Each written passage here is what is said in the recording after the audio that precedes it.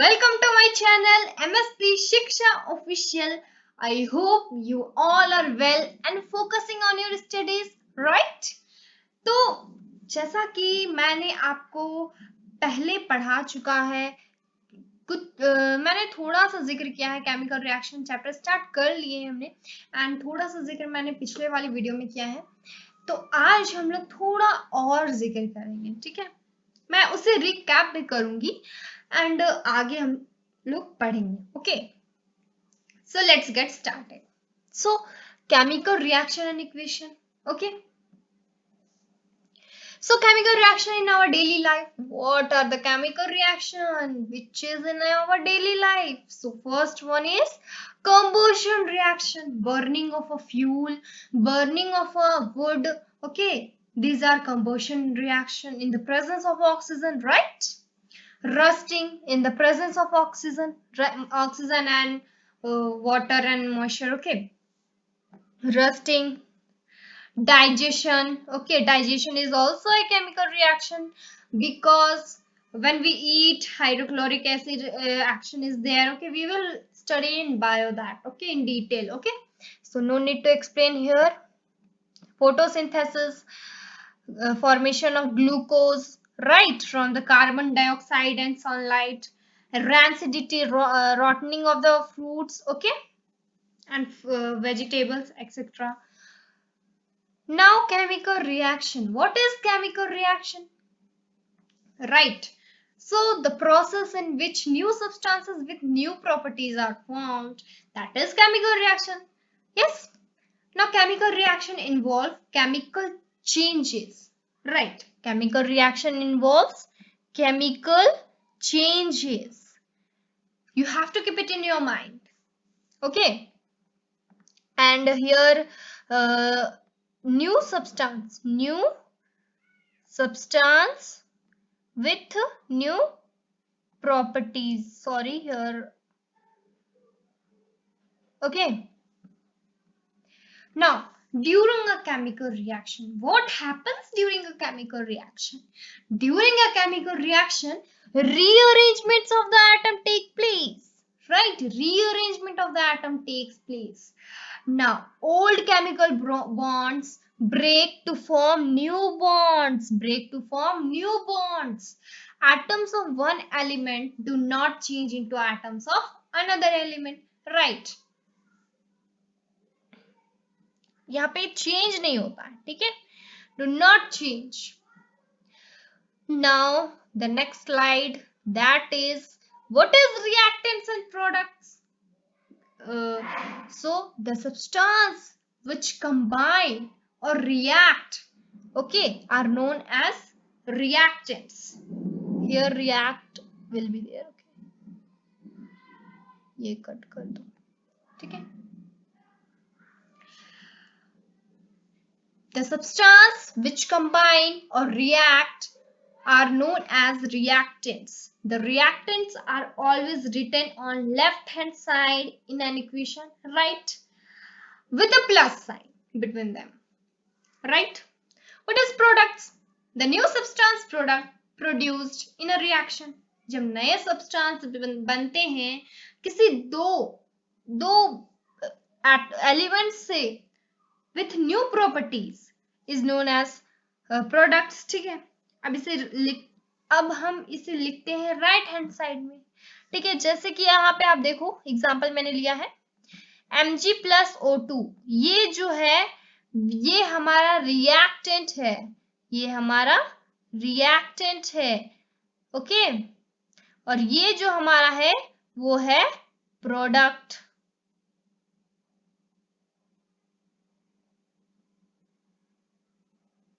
ये हमारा प्रोडक्ट है, राइट। ये हमारा रिएक्टेंट है because it is in left hand side and that is in right hand side and that is product, right. The characteristics of chemical reaction, this is our today's topic. यहाँ से हम लोग आज start करने वाले हैं, that was recap. okay, वो हम recap कर रहे थे, आज हम लोग ये पढ़ने वाले हैं. So what is a chemical reaction? Characteristics of chemical, what is characteristics of chemical reaction? Okay, what is characteristics of chemical reaction? Let us see. The conversion of sorry.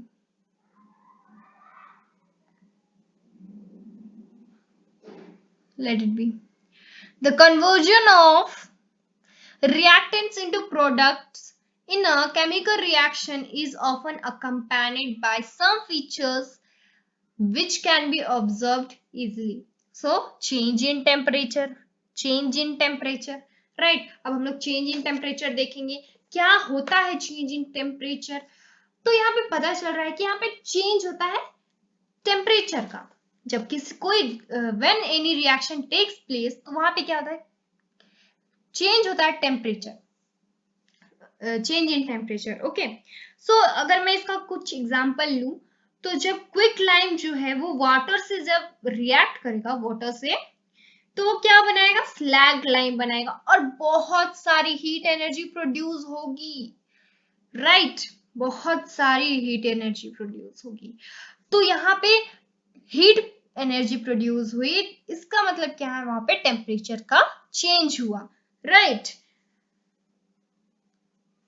quick lime it means calcium oxide, water, and slag lime means calcium hydroxide. Calcium hydroxide form हुआ, उसके साथ heat energy, a lot of heat energy is formed along with that. Okay, change in temperature. अब change in temperature क्या है? Let us see what is change in temperature. Okay,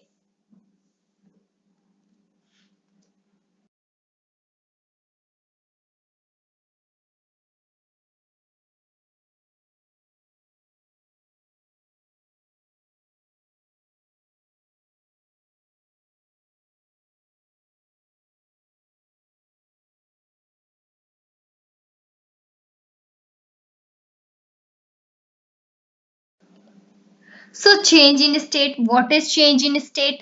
So change in state का ही मतलब पढ़ के ही लग रहा है कि हाँ वो सॉलिड से लिक्विड होगा या लिक्विड से गैसेस स्टेट होगा. राइट, तो यहाँ पे अगर मैं एक एग्जांपल लूं तो there is a wax candle.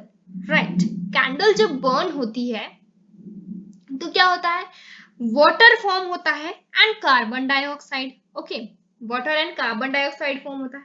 तो यहाँ पे एक सॉलिड क्या हो रहा है वाटर मतलब लिक्विड में चेंज हो रहा है एंड गैस में चेंज हो रहा है, that is carbon dioxide. Right, evolution of gas. What is evolution of gas? यहाँ पे गैस का इवोल्यूशन हो रहा है. तो when we will add zinc granules, right, when we will add zinc granules with dilute sulfuric or dilute hydrochloric acid. right, dilute sulfuric या फिर dilute hydrochloric acid के साथ जब हम जिंक ग्रैन्युल्स को रिएक्ट करेंगे तो क्या होगा कि एक हाइड्रोजन बबल्स फॉर्म होगी and that bubbles in the form of air means gas. तो वो हाइड्रोजन गैस ही फॉर्म हो रहा है ना बबल्स के फॉर्म में. ठीक है, चेंज इन कलर अब देखते हैं हम लोग what is change in colour. So change in colour क्या है चलिए देखते हैं. तो मैं अगर एक एग्जांपल लूं तो पोटेशियम परमैंगनेट आपने 9th क्लास में पढ़ा है. ठीक है, स्टार्टिंग में ही है. वहां पे क्या होता है पोटेशियम परमैंगनेट पर्पल कलर की होती है. मैंने बस कलर के लिए वहां का जिक्र किया. ठीक है, पोटेशियम परमैंगनेट क्या होती है पर्पल कलर की होती है. जब इसमें हम लोग साइट्रिक एसिड डालेंगे तो क्या होगा साइट्रिक एसिड जैसे हम लोग डालेंगे तो प्रोडक्ट में उसकी कलरलेस सॉल्यूशन आएगी. प्रोडक्ट में कलरलेस सॉल्यूशन आएगी, देयरफॉर यहाँ पे चेंज इन कलर हो रहा है. राइट, अगर मैं दूसरा एग्जांपल लूं तो सल्फर डाइऑक्साइड गैस अगर एसिडिफाइड पोटेशियम डाइक्रोमेट सॉल्यूशन से पास कराया जाए सल्फर डाइऑक्साइड को तो क्या होगा सल्फर डाइऑक्साइड का जो प्रोडक्ट बनेगा पोटेशियम डाइक्रोमेट वो क्या होगा ग्रीन हो जाएगा एंड पोटेशियम डाइक्रोमेट सॉल्यूशन का जो कलर होता है वो ऑरेंज होता है. राइट, तो यहाँ पे भी चेंज इन कलर हो रहा है. राइट, अब हम लोग आते हैं formation of precipitate. What is formation of precipitate? Let us see. तो यहाँ पे क्या होता है जब हम लोग पोटेशियम आयोडाइड का सॉल्यूशन लेंगे और उसमें थोड़ा सा लीड नाइट्रेट डाल देंगे तो क्या होगा येलो प्रेसिपिटेट का फॉर्मेशन होगा. लीड आयोडाइड का येलो प्रेसिपिटेट का फॉर्मेशन होगा। ठीक है, राइट, समझ में आ गया सभी को?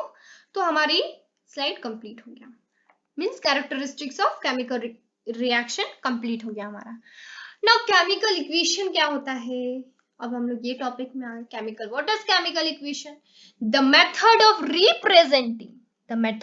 Representing of chemical reaction with the help of symbols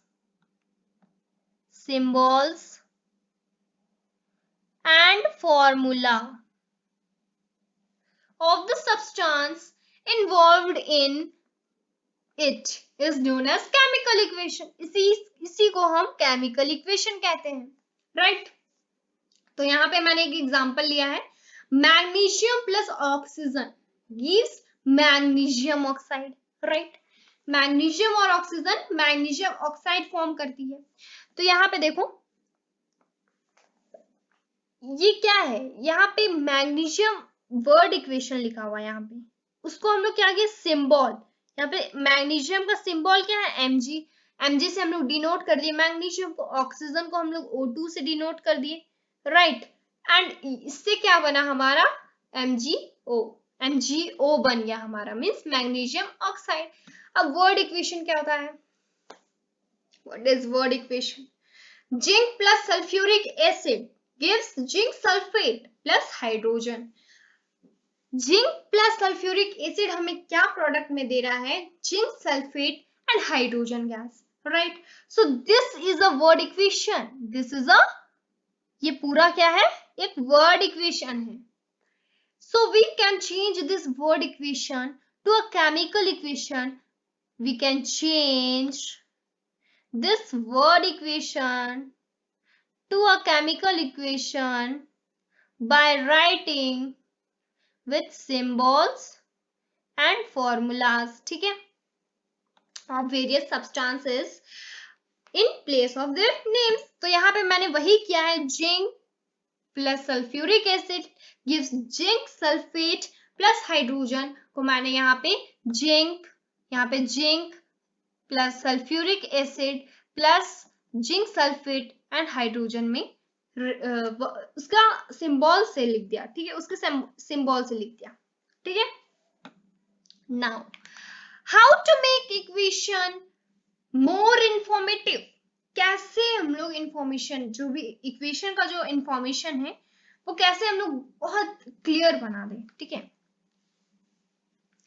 तो बाय इंडिकेटिंग फिजिकल स्टेट, सबसे पहला चीज है उसकी फिजिकल स्टेट क्या है, क्या वो सॉलिड है, क्या वो लिक्विड है, क्या वो गैस है, राइट? क्या वो गैस है, क्या वो एक्वस सॉल्यूशन है, ये हमें फिजिकल स्टेट पहले दिखा देना है हमें, by indicating physical state of the reactants, right?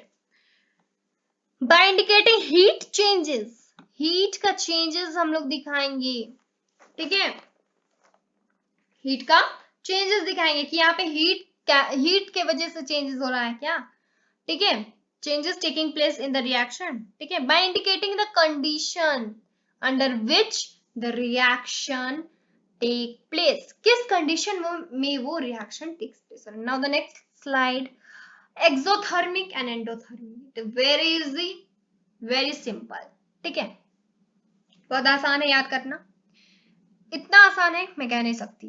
एक्सो का मतलब क्या होता है, सबसे पहला बात, एक्सो का मतलब क्या होता है, आउट, ठीक है। एंडो का मतलब क्या होता है, इन, ठीक है। एक्सो का मतलब आउट होता है, एंडो का मतलब इन होता है। तो वही चीज है ना यहाँ पे, a reaction in which heat is release, out होती है, हीट क्या होती है, आउट, रिलीज होती है, रिलीज, ठीक है, आफ्टर द रिएक्शन, रिएक्शन के बाद, ठीक है। यहाँ पे क्या होती है, a reaction in which heat is absorbed, ठीक है, आफ्टर द रिएक्शन, ये बहुत बड़ा डिफरेंस है इसका, ठीक है। Indicated by plus heat in product side, ये भी बहुत इंपॉर्टेंट है, indicated by plus heat in reactant side, right? Example क्या है यहाँ पे देखो, क्विक लाइन क्विक लाइम को हम लोग क्या बोलते हैं, calcium oxide plus water give slagged lime means calcium hydroxide. ठीक है, ये इसका एग्जांपल। यहाँ पे हीट जो है वो रिलीज होता है, मैंने अभी कुछ देर पहले बताया कि हीट चेंज इन टेम्परेचर में मैंने जो बताया कि हीट बहुत लार्ज अमाउंट में वो रिलीज होता है। ठीक है, तो यहाँ पे वो हो गया एक्सोथर्मिक का एग्जांपल। ठीक है, यहाँ पे क्या है, कैल्शियम कार्बोनेट प्लस हीट यहाँ पे एब्सॉर्ब हो रहा है। ठीक है, heat gives quick lime and carbon dioxide. ठीक है, समझ में आ गया। Now balanced chemical equation. ठीक है, what is balanced chemical equation? A balanced chemical equation has equal number of atoms of different elements in the reactants and products। ठीक है, example यहाँ पे देखो, एग्जाम्पल देखो, zinc plus H2SO4 gives ZnSO4 plus H2। Okay, तो zinc यहाँ पे क्या कितने हैं, यहाँ पे जिंक के एटम्स कितने हैं, यहाँ पे आप देखो, यहाँ पे पहले जिंक के एटम्स कितने हैं, यहाँ पे 1 एटम है जिंक के, यहाँ पे भी 1 एटम है जिंक के। We have to balance it, right. Hydrogen के एटम्स कितने हैं, यहाँ पे 2, यहाँ पे भी हाइड्रोजन के एटम 2 है। देन यहाँ पे सल्फर के एटम कितने हैं, 1, यहाँ पे भी सल्फर के एटम कितने हैं, 1। यहाँ पे ऑक्सीजन के एटम कितने हैं, 4, यहाँ पे भी ऑक्सीजन के एटम 4 है। सो इट इज बैलेंस्ड, क्योंकि यहाँ पे रिएक्टेंट एंड प्रोडक्ट दोनों size equal number of atom present है। नाउ अनबैलेंस्ड केमिकल इक्वेशन, यहाँ पे क्या है, unbalanced chemical equation has unequal number of atoms of one or more elements in the reactant and products। ठीक है, फिर से मैं रीड आउट करती हूँ। An unbalanced chemical equation has unequal number of atoms of one or more elements in reactants and products। ठीक है, इसका एग्जाम्पल देखो मैंने क्या दिया है यहाँ पे, iron plus O2 means oxygen. ठीक है, गिव्स आयरन। ठीक है, आयरन ऑक्साइड। यहाँ पे देखो, यहाँ पे आयरन कितने नंबर, आयरन के एटम कितने हैं, रिएक्टेंट साइड में आयरन के एटम यहाँ पे 1 है, बट प्रोडक्ट साइड में आयरन के एटम यहाँ पे 2 है। ठीक है, यहाँ पे डिफरेंस क्रिएट हो गया। यहाँ पे ऑक्सीजन के एटम कितने, 2 है, यहाँ पे ऑक्सीजन के एटम कितने, 3 है, राइट। फिर से यहाँ पे डिफरेंस क्रिएट हो गया। तो if we want to balance it, तो कैसे हम लोग इसे बैलेंस करेंगे, यहाँ पे देखो, यहाँ पे कितने हैं, 2 है यहाँ पे, तो यहाँ पे हमें 2 लगाना पड़ेगा। ठीक है, बट अगर हम यहाँ पे 2 लगा देंगे और यहाँ पे ऑक्सीजन 3 है, तो यहाँ पे हमें उसे बैलेंस करना पड़ेगा। तो यहाँ पे अगर हम लोग 3 डाल देंगे तो 3 2 6 हो जाएगा। यहाँ पे देखो